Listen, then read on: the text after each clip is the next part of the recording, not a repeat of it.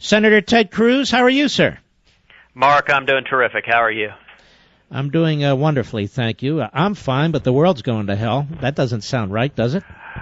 Boy, ain't that the truth. All right, let me ask you a question, Senator. Let's focus in. We have a federal judge, smart guy, graduated #1 Baylor Law. I know they're trying to paint him, as some bumpkin, but he's not. And he wrote an outstanding opinion, and he said, Senator, wait a minute. We can't allow this president to implement all this stuff while this is working its way through the courts. What's your take on this? I think the opinion is exactly right. I think last night's decision from the federal court was a major victory for the rule of law. And what the federal court concluded was that the president's executive amnesty was contrary to federal law, that it was illegal. And one of the most important part of the opinions is the president attempted to justify this, as you know, under the theory of prosecutorial discretion, that the administration was simply failed to prosecute about 4.5 million people here illegally. And the federal court said that is absolutely false. What they're doing is not discretion. It is affirmative conduct because they are issuing work authorizations that are directly contrary to federal law. In effect, they're counterfeiting work authorizations and immigration paperwork because federal law makes it illegal for people here illegally to work. Mm-hmm. And here's my question to you, effectively. I see the weak part, the progressive wing, the anti-Reagan wing of the party. Certain members are already starting to buckle. They not only buckle, they go to the liberal outlets and they explain why we all should buckle to a president like this. And I'm thinking to myself, and National Review Online has this, and I've talked about this. Over 80% of the personnel at the Department of Homeland Security are identified by the government as essential. Therefore, even if the Department of Homeland Security shuts down, 200,000 out of the 231,000 employees there continue to work and they get paid later. That's number one. Right. Number two, so nothing is shut down. So there's the secretary of DHS who goes out saying, oh my God, the Secret Service. Well, they don't get shut down. Doesn't he know what gets shut down? Did you guys vote to abolish the Department of Homeland Security? We did not. Okay, so unless you vote to abolish the Department of Homeland Security, these essential personnel continue. So what is it exactly? Why are certain Republicans buckling? I don't even get it.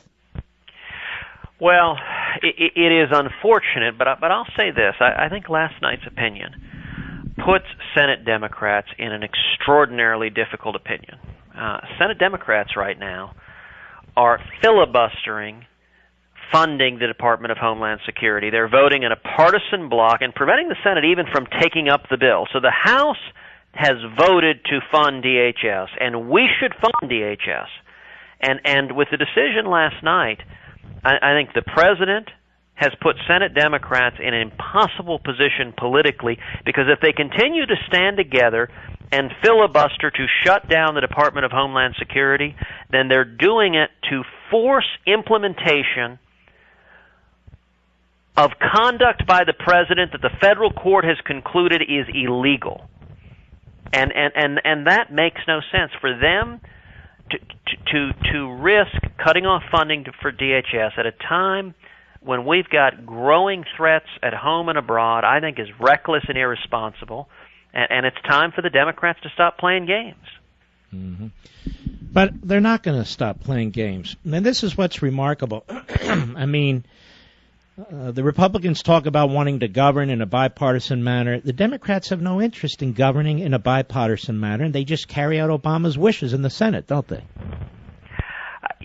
Sadly, the modern Democratic Party, it is all about politics. It is all about partisan warfare. In my view, what the Republicans should focus on doing is honoring the commitments that we made to the men and women who elected us.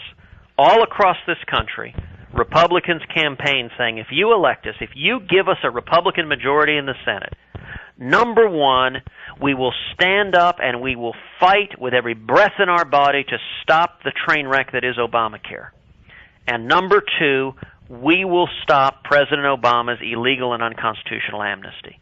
We need to do what we said. We need to honor our commitments. That's what Republicans should be doing, and we need to be focusing all of the heat and all of the attention on the Democrats who are trying to hold national security hostage in order to force an illegal and unconstitutional amnesty policy on the American people.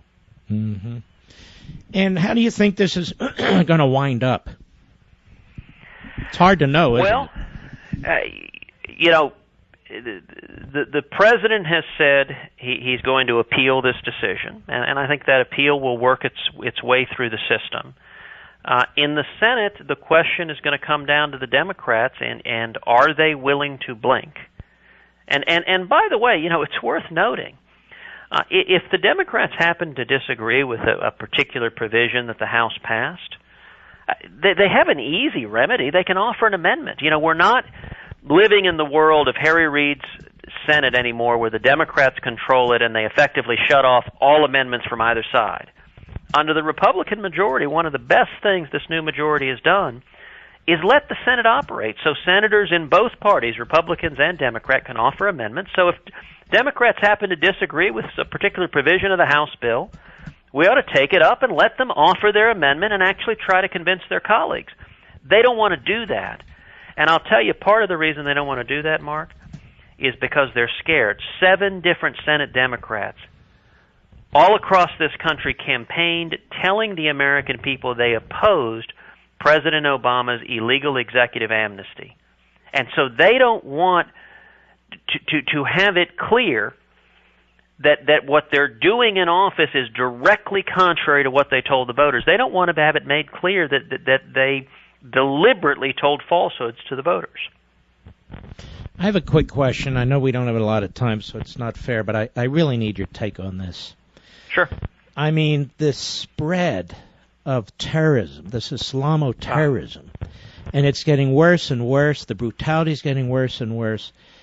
It is so frustrating to watch this president so cold-bloodedly play golf, fundraise, refusing to use the proper language, not rallying the world, not building up our military for what now needs to be what will be a major confrontation. More, it should be on our terms than their terms.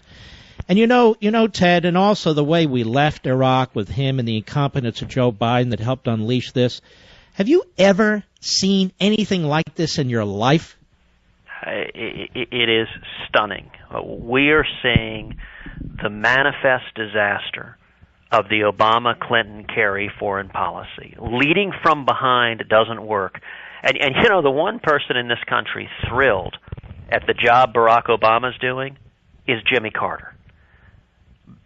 Because suddenly Carter's foreign policy seems resolute compared to the absolutely feckless and naive lack of leadership from this administration. Look, we saw this week 21 Coptic Christians beheaded by radical Islamic terrorists. It was heartbreaking. Every one of us is lifting them up in prayer. We saw today ISIS lighting 45 people on fire.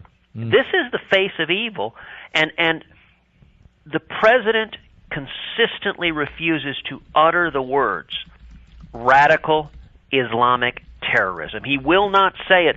We saw the president say with regard to the horrific terrorist attack in Paris that it was a, quote, random act of violence. It was not a random act of violence when radical Islamists went into a kosher deli to murder Jews because of their Jewish faith. That was not random. It was anti-Semitic religious bigotry and zealotry, and we need a president who stops this politically correct doublespeak and simply speaks the truth. All right, Senator Cruz, I appreciate your input. I'm sorry to bother you at dinner time with your family, but we wanted to hear from you. Well, thank you, Mark. God bless you, and I will say, as horrific as what's happening abroad is, the decision last night from the federal district court was a major victory for rule of law and the Constitution, and that is cause for celebration. And I believe it's a turning point in the battle to stop and to end President Obama's illegal and unconstitutional executive amnesty. Boy, I second that. God knows, that would be a great thing. All right, Senator, thank you. You take care.